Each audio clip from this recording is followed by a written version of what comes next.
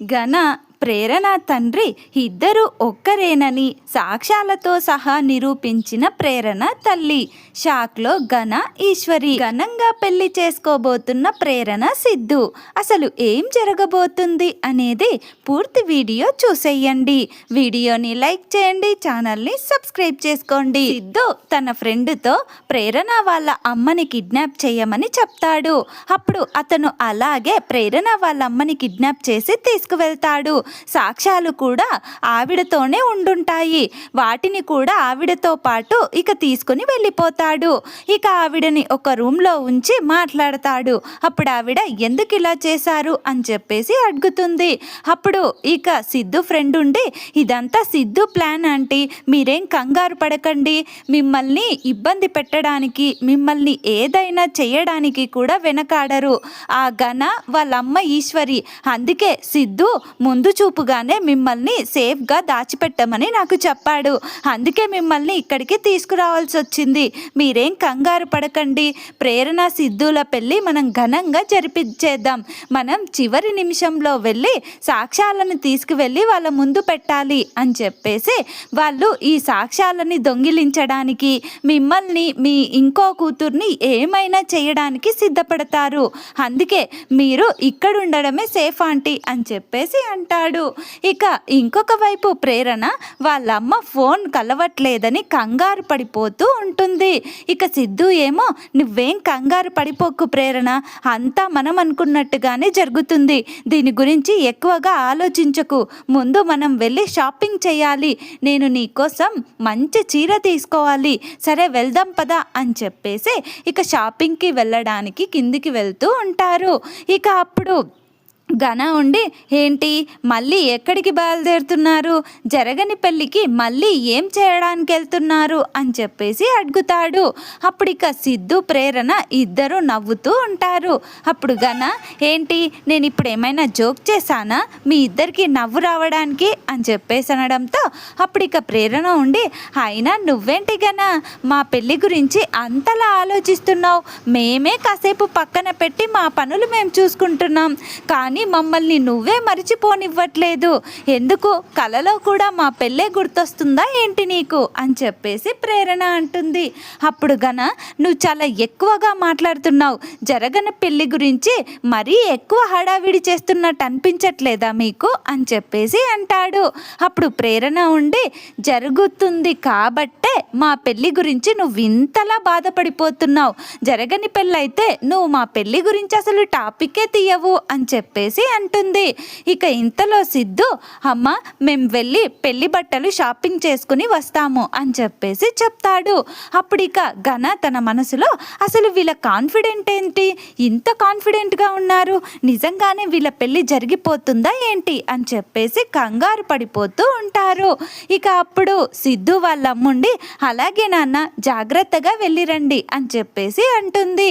ఇక సిద్ధు, ప్రేరణ షాపింగ్కి వెళ్తారు. ఇక సిద్ధు వాళ్ళమ్మ, అయినా ప్రేరణ చాలా ధైర్యవంతురాలు, తను అనుకున్నది సాధించినట్టుంది. నాకు తెలిసి తన దగ్గర ఆల్రెడీ ప్రూఫ్స్ ఉన్నట్టున్నాయి. వాళ్ళ పెళ్ళిలో అందరి ముందు బయట పెట్టాలనుకుంటున్నట్టున్నారు. అయినా ప్రేరణ గట్టిదే అని చెప్పేసి పొగుడుతుంది. ఇక ఆ ఘన, ఇది అసలు ఏం ప్రూఫ్స్ సంపాదించిందో నాకు తెలియాలంటే నేను నా ఆయుధాన్ని వాడాల్సిందే, అది సాహితీయే అని చెప్పేసి ఇక సాహితీ దగ్గరికి వెళ్తాడు ఘన. వెళ్ళి, ఏంటి సాహితీ, మీ వాళ్ళు చాలా సంతోషంగా ఉన్నట్టున్నారు, అయినా మీ అన్నయ్య, మీ వదిన చాలా హ్యాపీగా ఉన్నట్టున్నారు. పెళ్ళి జరుగుతుందని వాళ్ళ కాన్ఫిడెంట్ ఏంటి?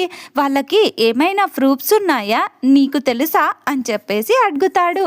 అప్పుడు సాహితీ, అయినా నాకెలా తెలుస్తుందండి, వాళ్ళ పర్సనల్ విషయాల్లో నేనెందుకు కలగజేసుకుంటాను అని చెప్పేసి అనడంతో అప్పుడు ఘన, నా కోసం ఒక పని చేస్తావా సాహితీ అని చెప్పేసి అడుగుతాడు. అప్పుడు సాహితీ ఘన వైపు కొంచెం తేడాగా చూస్తుంది. అప్పుడు ఘన ఉండి, అది కాదు సాహితీ, నువ్వు వెళ్ళి ఒకసారి మీ వదినతో, వదిన మీకు కావాల్సిన ప్రూఫ్స్ అన్నీ దొరికాయా, మీరు మీ పెళ్ళి జరగాలని నేను కోరుకుంటున్నానని చెప్పేసి మాటల్లో పెట్టి, అసలు వాళ్ళ దగ్గర ఏం ప్రూఫ్స్ ఉన్నాయో తెలుసుకుంటావా? నేను నీకోసం చాలా చేశాను కదా సాహితీ, నా కోసం ఈ ఒక్క సహాయం చెయ్యి అని చెప్పేసి అడుగుతాడు.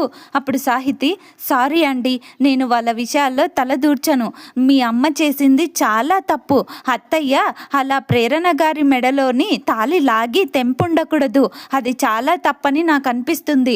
అందుకే నేను ఈ విషయంలో కలగజేసుకోను. మీరేమైనా అనుకోండి, మీరు ఇంకా ఏ సహాయం అడిగినా చేస్తాను, కానీ నేను ఇందులో మాత్రం ఇన్వాల్వ్ అవ్వను. అత్తయ్య గారు చేసింది ముమ్మాటికి తప్పే అని చెప్పేసి ఇక సాహితి అక్కడి నుంచి వెళ్ళిపోతుంది. అప్పుడు గన అచ్చా, ఈ సాహితి కూడా ఏంటి ఇలా నాకు రివర్స్ అయిపోతుంది, అయినా పరిస్థితులన్నీ నాకు రివర్స్గానే కనిపిస్తున్నాయి. అసలు ఈ ప్రేరణ సిద్ధుతో సాక్ష్యాలు ఉన్నాయా, సాక్ష్యాలు వెతుకుతున్నారో నాకు అర్థం కావట్లేదు. అయినా ఇటు నుంచి నరుక్కు రాకపోతే ఏంటి, అటు మా బాబు నుంచి నరుక్కొస్తాను. ఇది ఎన్ని సాక్ష్యాలు చూపించినా ఆయన గట్టిగా ఉంటే ఇది జరగదు అని చెప్పేసి ఇక వాళ్ళ ఇంటికి బయలుదేరుతాడు. వెంటనే ఇక అక్కడికి వెళ్ళి వాళ్ళ నాన్నని పిలుస్తాడు. అప్పుడు వాళ్ళ నాన్న హాల్లోకి వస్తాడు. వచ్చి రాగానే అమ్మ, మీ ఇద్దరితో నేను కొంచెం మాట్లాడాలి అని చెప్పేసి అంటాడు. అప్పుడు వాళ్ళమ్మ ఈశ్వరి ఉండి చెప్పు నాన్న గన ఏంటి అని చెప్పేసి అడగడంతో అప్పుడు గన అమ్మ, ఆ ప్రేరణ సిద్ధు ఇద్దరు పెళ్లి షాపింగ్కి వెళ్ళారు, పెళ్లి బట్టలు తీసుకోవడానికి. అసలు వాళ్ళ కాన్ఫిడెంట్ ఏంటో నాకు అర్థం కావట్లేదు. నాకు తెలిసి ఆ ప్రేరణ కాన్ఫిడెంట్ అంతా ఈయన అక్కడ నా కూతురే అని ఒప్పుకుంటుంది అన్న కాన్ఫిడెంటే అమ్మ. అందుకే ఈయన ఆ ప్రేరణని కూతురిగా ఒప్పుకోవడానికి వీల్లేదు అని చెప్పేసి అంటాడు. అప్పుడు ఇక ఈశ్వరి ఉండి మీకు వినిపిస్తుంది కదా, మీరు ఎట్టి పరిస్థితుల్లోనూ ఆ ప్రేరణని కూతురిగా అంగీకరించకూడదు అని చెప్పేసి అంటుంది. ఇక అప్పుడు అతనుండి అయినా నాకు పుట్టిన కూతుర్ని నా కూతురు కాదని నేనెలా అంటాను, ఇప్పుడు గన నాకు పుట్టాడు, కాదు నాకు పుట్టలేదంటే ఎలా ఉంటుంది అని చెప్పేసి అంటాడు. అప్పుడు గన నువ్వేం సత్య హరిశ్చంద్రుడివి కాదు, అన్నీ సత్యంగా మాట్లాడడానికి. ఈ ఒక్క అబద్ధం చెప్తే కొంపలు కూలిపోవు, మా కోసం నువ్వు ఇదొక్కటి చెయ్యి చాలు అని చెప్పేసి అంటాడు. అప్పుడు ఇక ఆ ఘన వాళ్ళ నాన్నుండి లేదు, నేను అస్సలు చెప్పను, కొంపలు కూలిపోవడం పక్కన పెడితే కూతురి జీవితం నాశనం అవుతుంటే ఏ తండ్రి చూస్తూ ఊరుకోడు. నీకు చేతనైతే సాక్ష్యాలు సంపాదించకుండా అడ్డుకోవడానికి ప్రయత్నించు, అంతే తప్ప నన్ను ఒప్పుకోకూడదు అని కండిషన్ పెట్టేంత నీకు లేదు. ఒకవేళ ప్రేరణ వాళ్ళ అమ్మ ఇద్దరు సాక్ష్యాలతో సహా ఆ పందిట్లో నిలబడితే నేను ఖచ్చితంగా ఒప్పుకుంటాను అని చెప్పి అక్కడి నుంచి వెళ్ళిపోతాడు. అప్పుడు ఇక ఈశ్వరి ఈయన నుంచి ఏం అవ్వదురా, ఈయన ఒప్పుకోడు, ఏదో ఒకటి నేనే చేస్తాను, ఈయనని భయపెట్టో బెదిరించో అక్కడికి వచ్చి ఒప్పుకోకుండా నేను చేస్తాను అని చెప్పేసి అనడంతో అప్పుడు గన నువ్వెన్ని చేసినా ఈయన వినడమ్మా, ఖచ్చితంగా కూతురు మాటలకే ఇదవుతాడు, ఖచ్చితంగా కూతురి మాటనే వింటాడు. నువ్వు మాత్రం ఈయనని నమ్మి ఈయన అక్కడొచ్చి ఇక ఆ ప్రేరణ తన కూతురు కాదని ఒప్పుకుంటాడని మాత్రం ఆశలు పెట్టుకోకు. మనం ఎలాగైనా ఆ ప్రేరణ వాళ్ళ అమ్మని బెదిరించో భయపెట్టో ఖచ్చితంగా ఆ సాక్ష్యాలని మనం స్వాధీనం చేసుకోవాలి. ఆ తర్వాత ఎవరెన్ని చెప్పినా కూడా ఆ పెళ్లి జరగకుండా ఆగిపోతుంది. ఇక మళ్ళీ ఆ ప్రేరణ రోడ్డు మీద పడుతుంది. ఆ ప్రేరణ ఆ సిద్ధుగాడి అండ చూసుకొని ఎగిరెగిరి పడుతుంది. ఆ సిద్ధు ప్రేరణ ఇద్దరిని విడదీస్తే అప్పుడు ఇంట్లో నాకు సాహితీకి ఒక విలువ పెరిగిపోతుంది, మా పెళ్ళి కూడా అందరిలో ఒప్పుకుంటారు. ఇక ఆ సిద్ధుగాడు ఒంటరైపోతాడు, అటు ఆ ప్రేరణ కూడా ఒంటరిదైపోతుంది. ఇక మనల్ని అడ్డుకునే వాళ్ళే ఉండరు, సాహితి నీ ఇంటి కోడలైపోతుంది. ఆ తర్వాత ఆ ఇంట్లో నేను చక్రం తిప్పుతానమ్మా అని చెప్పేసి అంటాడు. ఇక అప్పుడు ఆ ఘన వాళ్ళమ్మ సరేరా, ఏది చేసైనా సరే దాని నుంచి నిజం బయటపడకుండా నువ్వే చూడాలి, వెంటనే వెళ్ళి ఆ ఇందిరని బెదిరించు అని చెప్పేసి చెప్తుంది. అలా కాదమ్మా, డైరెక్ట్గా వెళ్ళి బెదిరించలేం, ఏదో ఒకటి మనం సాక్ష్యాలతో సహా నిరూపించనివ్వకుండా ఆ సాక్ష్యాలని మనం ఎలాగైనా మనం దక్కించుకోవాలి అని చెప్పేసి ఇక గన వాళ్ళ అమ్మతో మాట్లాడుతూ ఉంటాడు. ఇక ఇంకొక వైపు సిద్ధు ప్రేరణ హ్యాపీగా ఎంజాయ్ చేస్తూ ఇక షాపింగ్ కంప్లీట్ చేస్తూ సిద్ధు ప్రేరణకి శారీ సెలెక్ట్ చేస్తాడు. ఇక ప్రేరణ ఏమో సిద్ధుకి మంచి సెట్ సెలెక్ట్ చేస్తుంది. ఇక పెళ్ళికి కావాల్సిన బట్టలన్నీ మంచిగా షాపింగ్ చేసి ఇక సాహితీకి వాళ్ళ అమ్మకి కూడా మంచి చీరలు, ఇక ప్రేరణేమో వాళ్ళ అమ్మకి వాళ్ళ చెల్లికి కూడా మంచి చీరలు బట్టలు తీసుకొని ఇక షాపింగ్ కంప్లీట్ చేసుకొని ఇంటికి వచ్చేస్తారు. ఇక ప్రేరణేమో సిద్ధుతో, సిద్ధు ఏంటి సిద్ధు, నువ్వు నాతో ఏదైనా దాస్తున్నావా? మా అమ్మ గురించి చెప్పమంటే ఏం చెప్పట్లేదేంటి? ఇప్పటికైనా చెప్పు సిద్ధు, అసలు ఏం చేస్తున్నావు అని చెప్పేసి అడుగుతుంది. అప్పుడు సిద్ధు ఉండి, అయినా నీకు దేనికంత తొందర, దేనికి నువ్వు ఉట్టిగా సైలెంట్గా ఉండలేవు కదా తెలుసుకునే వరకే అని చెప్పేసి అంటూ, అసలు ఏం జరిగిందంటే నేను నా ఫ్రెండ్ గారిని పంపించి మీ అమ్మని ఒక ప్లేస్లో దాచుంచాను. తనతో ఉన్న సాక్ష్యాలు కూడా అక్కడ భద్రంగా ఉన్నాయి. మీ అమ్మ ఇప్పుడు బయటకి రాకూడదు. ఒకవేళ మీ అమ్మ కనిపించినా మీ అమ్మతో ఉన్న సాక్ష్యాలు వాడు దొంగిలించాలని ప్రయత్నిస్తాడని నాకు బాగా తెలుసు. ఆ గుంట నక్క గురించి వాడిప్పుడు ఖచ్చితంగా మీ అమ్మని మీ చెల్లిని బెదిరించి సాక్ష్యాలు ఎలాగైనా దొంగిలించాలని చూస్తాడు. అందుకే నేను ఈ ప్లాన్ ముందే వేసి మీ అమ్మని అక్కడికి తీసుకొచ్చాను. ఇక మీ చెల్లినంటావా, ఇంట్లో ఉన్న మీ ఓనర్ గారు ఎలాగో క్షేమంగా చూసుకుంటాడని నాకు తెలుసు. అందుకే మీ అమ్మని మాత్రం క్షేమంగా దాచాను. ఇక చాలా ఇంకేమైనా చెప్పమంటావా? ఈ విషయం ఆ ఘనగాడికి తెలియడానికి వీల్లేదు. మనం ఆ ఘనగాడి కంటే ముందే ఉండాలి 10 అడుగులు అని చెప్పేసి ఇక ప్రేరణతో చెప్తాడు. అప్పుడు ప్రేరణ, అబ్బా ఏం ఆలోచించావు సిద్ధు, సూపర్ నువ్వు అసలు అని చెప్పేసి అంటుంది. ఇక సిద్ధు పొగిడింది చాలు, ఇంటికి వెళ్దాం పదా అని చెప్పేసి ఇక ఇద్దరు కలిసి ఇంటికి బయలుదేరుతారు. ఇక మరుసటి రోజే సిద్ధు ప్రేరణ పెళ్ళి స్టార్ట్ అయిపోతుంది. ఇక ఆ ఘన ఎంత తల పీక్కున్నా కూడా ఇక అస్సలు అర్థం కాదు వీళ్ళ కాన్ఫిడెంట్ ఏంటని. ఇక ఆ ఘన వాళ్ళ అమ్మని కొంతమంది రౌడీల దగ్గర బెదిరించాలని చెప్పేసి వాళ్ళ ఇంటి మీదకి రౌడీలని పంపిస్తాడు. అక్కడ ఎవ్వరూ ఉండరు. ఇక వాళ్ళ చెల్లి బయటకి వెళ్ళుండుంటుంది. ఇంట్లో వాళ్ళ అమ్మ కూడా కనిపించదు. అప్పుడు వాళ్ళు ఈ ఘనగాడికి ఫోన్ చేసి ఇంట్లో ఎవరూ లేరు అని చెప్పేసి చెప్తాడు. ఇక అప్పుడు ఘనగాడికి అర్థమైపోతుంది సిద్ధు ప్రేరణే వాళ్ళని ఎక్కడో దాచుంచారని. ఇక ఆ ఘనగాడు ఈ కాస్త హోప్ కూడా పోయింది. ఇక ఈ పెళ్ళిని నేను ఆపలేనా అని చెప్పేసి తల పట్టుకొని కూర్చుంటాడు. ఇక ఆ ఘనగాడి అమ్మేమో ఒకటే ఆ ఘనగాడికి ఫోన్ చేస్తూనే ఉంటుంది, ఎలా ఈ పెళ్ళి జరగకూడదు, ఎలాగైనా ఆపరా ఆపరా అని చెప్పేసి. ఇక అప్పుడు ఘన నేను ఆపడానికే ట్రై చేస్తున్నా అమ్మ అని చెప్పేసి మాట్లాడుతుంటాడు. ఇక మరుసటి రోజు అవ్వగానే పెళ్లి పనులు స్టార్ట్ అయ్యి ఇక పెళ్లి పందిరి అంతా చాలా గ్రాండ్గా జరుగుతూ ఉంటుంది సిద్ధు ప్రేరణ పెళ్ళి. ఇక అప్పుడు ఆ ఘన అంతా అయిపోవస్తుంది. చివరికి ఇక పెళ్లి రోజు కూడా రానే వచ్చింది అని చెప్పేసి కంగారు పడిపోతూ ఉంటాడు. అప్పుడు ఇక సిద్ధు ప్రేరణ చాలా అందంగా రెడీ అయ్యి కిందకి వస్తూ ఉంటారు. అది చూసిన ఘన చాలా కుళ్ళుకుంటూ ఇక కోపంగా ఉంటాడు. ఇంతలో సిద్ధు ప్రేరణ కిందికి రాగానే ఇక సిద్ధు వాళ్ళమ్మ, అబ్బా చూడ ముచ్చటగా ఉన్నారా అని చెప్పేసి అంటుంది. సాహితీ వెళ్ళి కంగ్రాచులేషన్స్ ప్రేరణ గారు, కంగ్రాచులేషన్స్ అన్నయ్య అని చెప్పేసి కంగ్రాట్స్ చేస్తుంది. ఇక ఘన ఏమో సైలెంట్గా ఉండడంతో అప్పుడు సిద్ధు ఉండి కొందరికి ఎక్కడో మండిపోతున్నట్టుంది ప్రేరణ అని చెప్పేసి అంటాడు. అప్పుడు ఘన, హే ఇప్పుడు నువ్వు అంటుంది నా గురించే కదా అని చెప్పేసి అంటాడు. అప్పుడు ఇక సిద్ధు అందులో డౌట్ ఏముంది అని చెప్పేసి అంటాడు. ఆ ఘన, అసలు ఏందిరా మీ ధైర్యం, మీరు ఎలా ఒప్పిద్దామనుకుంటున్నారు, అసలు ఎలా ఈ ప్రేరణ తండ్రిని వాళ్ళని ఇక్కడికి తీసుకొద్దామనుకుంటున్నారు, అది జరిగే పని అనుకుంటున్నారా?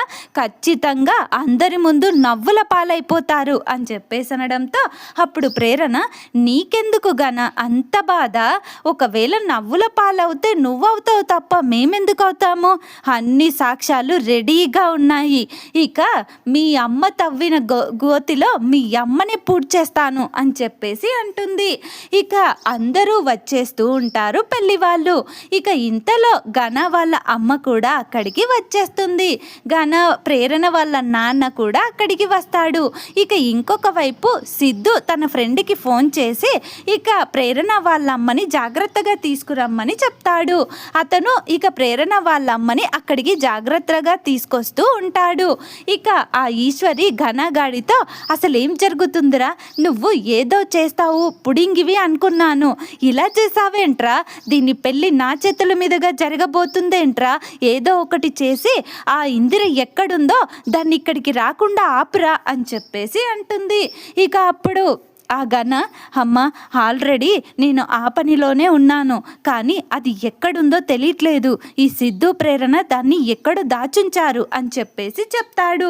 ఇక అప్పుడు ఆ ఈశ్వరి చ అని చెప్పేసి అనుకుంటూ ఉండగానే అందరూ బంధువులు వచ్చేసి ఉంటారు.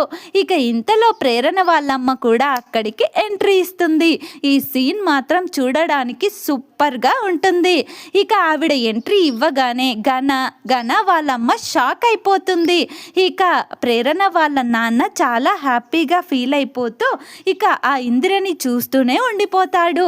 ఇక తన చేతిలో ఉన్న ఆ పేపర్స్ని ఒక ఆల్బమ్ని చూసి ఘన వాళ్ళమ్మ షాక్ అయిపోతారు.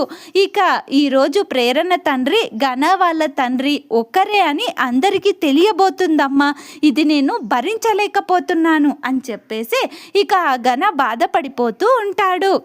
అప్పుడు వాళ్ళమ్మ ఇదంతా ఈయన వల్లే అని చెప్పేసి ఇక ఘన వాళ్ళ నాన్న వైపు కోపంగా చూస్తుంది. ఇంతలో ఇక ప్రేరణ ఈశ్వరిని పిలుస్తుంది. హలో, మిమ్మల్నే ఇటు రండి, మిస్టర్ ఘన మీరు కూడా ఇటు రండి, మీకు ప్రూఫ్స్ కావాలి కదా మా నాన్న ఎవరో అని చెప్పేసి అంటుంది. ఇక అప్పుడు వాళ్ళు అక్కడికి వెళ్తారు. ఇక ప్రేరణ ఇక ఆ ఘన వాళ్ళ నాన్న ప్రేరణ వాళ్ళ నాన్నకి ప్రేరణ వాళ్ళ అమ్మకి పెళ్ళి జరిగిన ఫొటోసు, ఇక ప్రేరణ వాళ్ళతో ఆయన కలిసి దిగినవి, ఇక వాళ్ళ అమ్మతో కలిసి దిగిన ఫొటోసు అన్ని ప్రూఫ్స్తో సహా అందరి ముందు బయట పెడుతుంది. ఇక అప్పుడు ఆ ఘన వాళ్ళ నాన్న ముందుకొచ్చి అందరికీ ఈరోజు ఒక నిజం చెప్పబోతున్నాను. ప్రేరణ వాళ్ళ నాన్న ముందుకొచ్చి ప్రేరణ తండ్రిని నేనే అని చెప్పేసి ఇందిరాకి భర్తనని చెప్పేసి అందరి ముందు ఒప్పుకుంటాడు. ఇక ఆ సీన్ చూసి ఘన వాళ్ళమ్మ కుళ్ళుకొని చస్తారు. ఇక మొహం ఎక్కడ పెట్టుకోవాలో తెలియక ఆ ఫంక్షన్లో మధ్యలోనే వెళ్ళిపోతారు. అప్పుడు వెళ్ళిపోతుంటే ప్రేరణ చిటికేసి మరి ఆ ఈశ్వరిని ఆపుతుంది.